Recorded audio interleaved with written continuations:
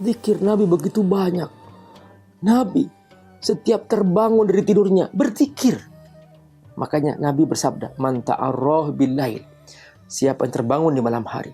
Tsumma qala, lalu beliau berkata, la ilaha illallah wahdahu la syarikalah, lahul mulku wa lahul hamdu wa huwa ala kulli syai'in qadir. Allahumma ighfirli, ya Allah ampuni aku. Ghafarallahu lahu, Allah mengampuni dosa-dosanya. Terbangun berzikir, bangun tidur berzikir. Alhamdulillahilladzi ahyana ba'dama amatana wa ilaihi nusyur. Masya Allah, mau tidur berzikir, bismika Allahumma ahya bismika amut. Mau masuk toilet berzikir, Allahumma inni a'udzubika minal khubuthi wal khaba'ith. Keluar dari toilet berzikir lagi, alhamdulillahilladzi adhaba 'anni al-adza wa 'afani. Hidupnya berzikir, Masya Allah. Makanya Nabi ketika keluar dari toilet, Nabi minta ampun kepada Allah. Ghufranak, alhamdulillahilladzi adhaba 'anni al-adza wa 'afani. Sempat para ulama hadis mereka mencari makna, kenapa kok Nabi minta ampun kepada Allah pada saat keluar dari toilet. Ternyata setelah mereka meneliti semua buku hadis, semua zikir Nabi, ternyata mereka menemukan bahwa maka Rasulullah sallallahu alaihi wasallam yatruku dzikrullah wala lahadhah illa wa huwa fil hammam fakariha ala nafsihi ayadhkurullah fi fastaghfarallah inda khuruj minal hammam. Masya Allah, Nabi tidak pernah meninggalkan zikir satu detik pun, kecuali ketika di toilet. Dia merasa makruh, takut dianggap dosa oleh Allah. Di toilet tempat kotor berzikir, Nabi berhenti berzikir, keluar langsung, ghufranak, ampuni aku ya Allah, ampuni aku ya Allah. Subhanallah. Saudaraku rahimakumullah, itulah Rasulullah sallallahu alaihi wasallam, hidupnya berzikir. Maka orang kalau berzikir terus menerus, tidak pernah putus, ya pasti ketika dicabut nyawanya, meninggal dunia dalam keadaan berzikir.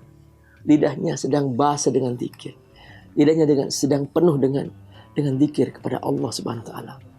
Begitulah saudara rahimakumullah, pribadi yang selalu bersama Allah Subhanahu wa taala, maka dia husnul khatimah.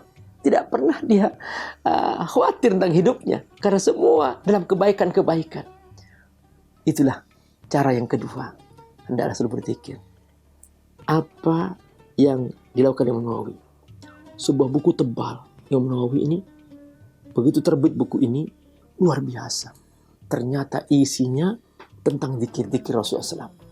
Itulah namanya kitab Al-Adhkar. Para ulama menyebutkan bahwa ini kitab yang luar biasa. Hidupnya Rasulullah penuh dengan zikir. Makanya benar kalau hidupnya Nabi husnul khatimah, karena Nabi semua bersama Allah SWT. Dan mereka berlomba-lomba mengamalkan isi zikir ini. Sampai-sampai mereka mengatakan bahwa man indahul adhkar faka'anna ma indahud dunya wa ma fiha. Orang yang punya kitab Al-Adhkar dan mengamalkan isinya, sudah cukup sudah. Dia seperti punya dunia dan seisinya. Masya Allah. Ini cara yang kedua, supaya kita husnul khatimah, berbanyak berzikir kepada Allah Subhanahu wa taala. Yang ketiga adalah bacalah Al-Quran selalu. Al-Quran, ini Al-Quran di depan kita. Ini tidak pernah jauh dari kita, tergantung kita. Bahkan Al-Quran ini sudah ada di HP-HP kita. Allah berjanji bahwa inna nahnu nazzalna dzikra wa inna lahu lahafidun. Sesungguhnya kami yang menurunkan Al-Quran dan kami yang akan menjaganya. Allah sudah menggerakkan semua manusia di muka bumi, yang beriman, yang kafir sekalipun, mereka juga ikut menjaga Quran. Bahkan mereka membuat Quran digital, sampai mereka membuat Quran software untuk supaya laku bisnisnya. Masya Allah, sekarang sudah tidak mungkin Al-Quran hilang. Gak usah khawatir saudaraku, Quran hilang. Tapi khawatirlah, jangan-jangan kita tidak sempat membacanya. Jangan-jangan kita tidak mampu membacanya. Na'udzubillah min dzalik. Ini zikir, baca Quran, dia nggak pernah dibatasi waktu oleh Allah. Semua ibadah ada waktunya. Sholat ada waktunya. Ada waktunya semua. Puasa Ramadan ada waktunya. Pergi haji ada waktunya.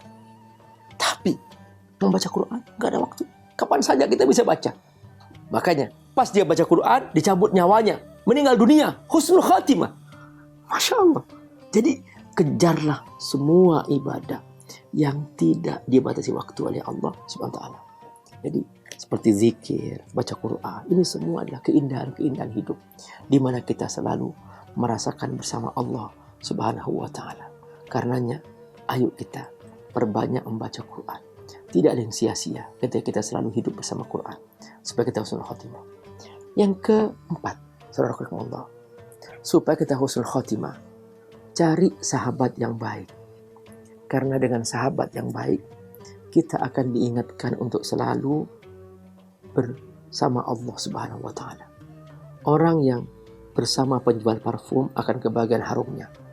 Orang yang bersama ulama akan kebagian ilmunya. Maka kemana-mana dia bersama sahabatnya.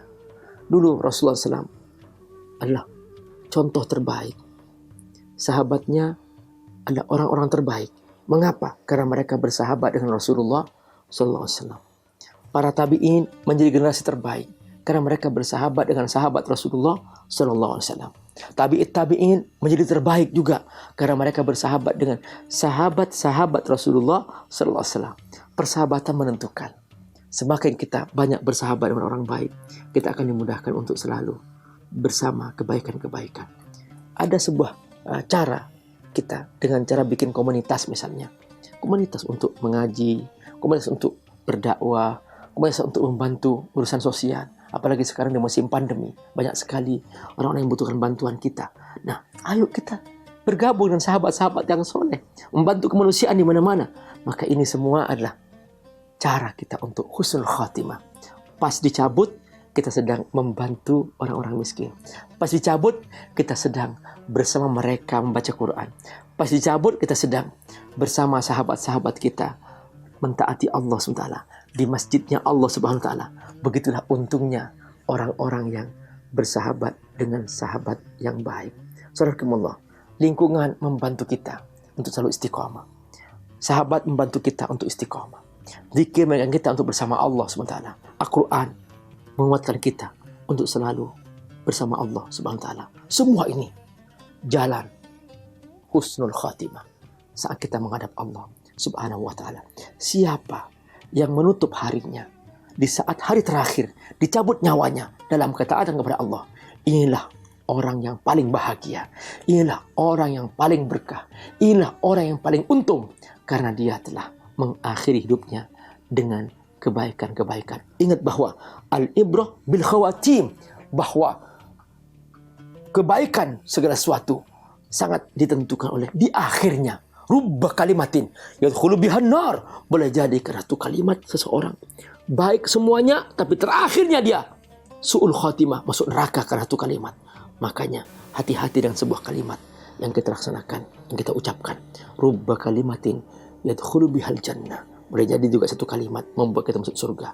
Jadikan akhir kita saat kita diambil oleh Allah, kita dalam keadaan kebaikan, dalam keadaan ketaatan, sehingga kita menjadi hamba Allah yang hakiki. Saudarakumullah, itulah dia hakikat kematian yang harus kita songsong sebagai jalan hidup kita menuju Allah Subhanahu wa ta'ala. Jangan sampai di akhir hidup kita ternyata na'udzubillah min dzalik adalah su'ul khatimah. Na'udzubillah min dzalik. Ayo kita jaga akhir hidup kita dengan amal soleh yang terus menerus sehingga pas kita kembali kepada Allah dalam kebaikan. Wallahul muwaffiq ila aqwamit thoriq. Wassalamualaikum warahmatullahi wabarakatuh.